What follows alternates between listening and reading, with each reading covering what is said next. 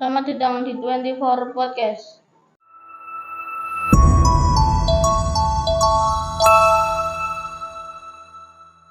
Apa kabar Bu Yeni?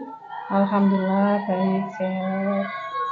Terima kasih sudah meluangkan waktu untuk datang ke studio kami.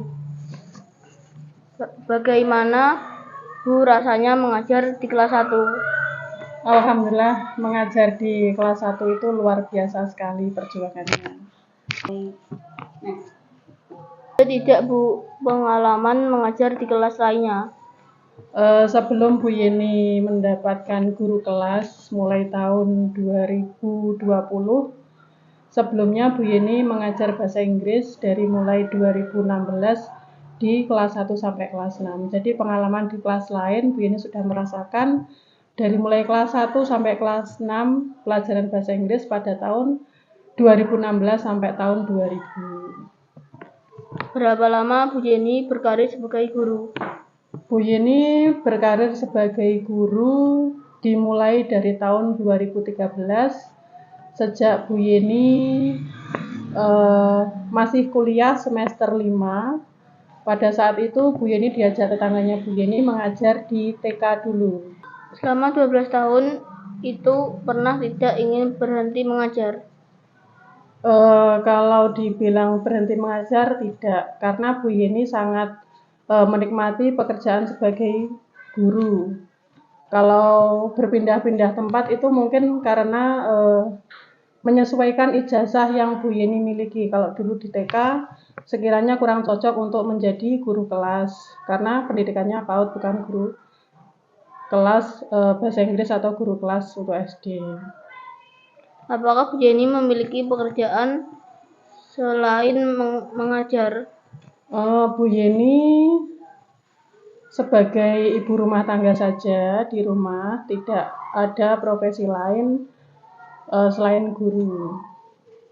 Apa kesulitan yang pernah Bu Yeni hadapi selama berkarir menjadi guru? Kesulitan untuk membagi waktu. Jadi karena di rumah Bu Yeni punya sebagai suami Bu Yeni sebagai wirausaha, sebagai petani bawang merah, dan Bu Yeni hampir setiap hari itu punya orang kerja yang kerja di Bu Yeni, jadi harus menyiapkan makanan, menyiapkan bekal untuk pekerjanya Bu Yeni itu berangkat. Jadi Bu Yeni harus mempersiapkan segala sesuatu yang mereka butuhkan. Biasanya Bu Yeni sampai bangun itu jam 2 malam.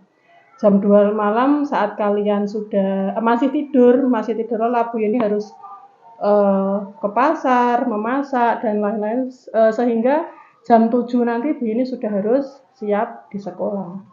Itu kesulitannya. Apakah menjadi guru selalu menjadi cita-cita Bu Yeni? Dulu waktu masih SD, Bu Yeni itu punya kakak sepupu namanya Mbak Yun.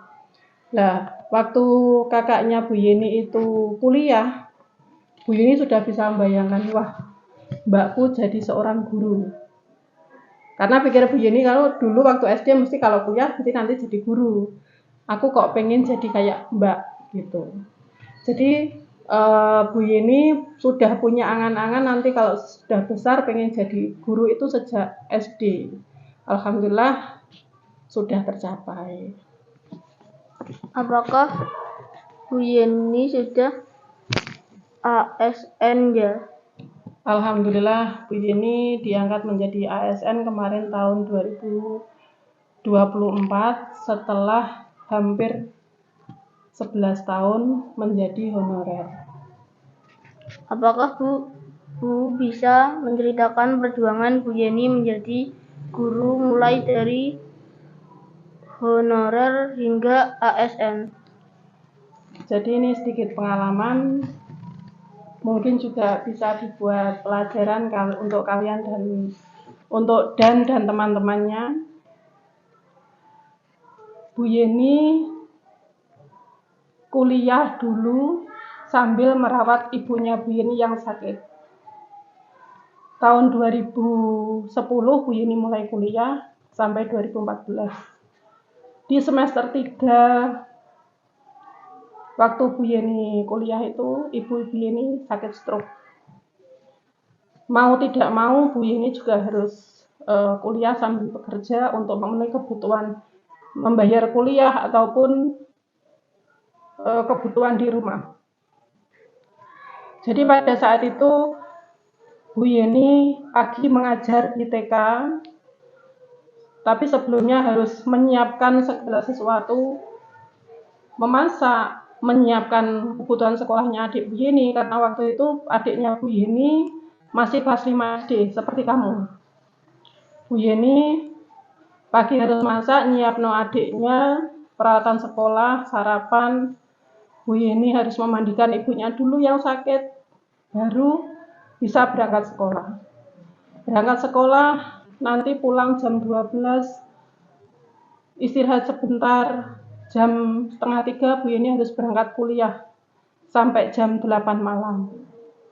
Jam 8 malam harus berpikir lagi untuk besok apa yang mau dimasak, apa yang mau dikerjakan. Karena jadwal Bu Yeni segitu padatnya. Terus itu berlangsung sampai Bu Yeni lulus tahun 2014. Bu Yeni ngajar di SD Katolik Budi Luhur Nganjuk. Pulang sekolah jam 1 siang, di rumahnya Bu Yeni itu sudah banyak anak-anak kecil untuk les. Mulai jam 1 sampai jam 8 malam itu non-stop. Untuk apa? Untuk memenuhi kebutuhannya Bu Yeni, karena Bu Yeni harus membayar kuliah, mencukupi kebutuhan rumah, meskipun bapaknya Bu Yeni juga bekerja.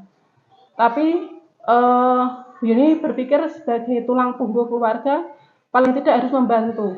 Karena dengan kondisi ibu Bu Yeni yang sakit dan harus beli obat. Setelah itu Bu Yeni tetap bekerja sebagai guru. Dan alhamdulillah sekarang Bu Yeni ngajar di SD Kemenggeng. Bu Yeni sangat menikmati sekali. Selain dekat dari rumah, Bu Yeni juga bisa memantau anak Bu Yeni, karena anak Bu Yeni juga sekolah di sini.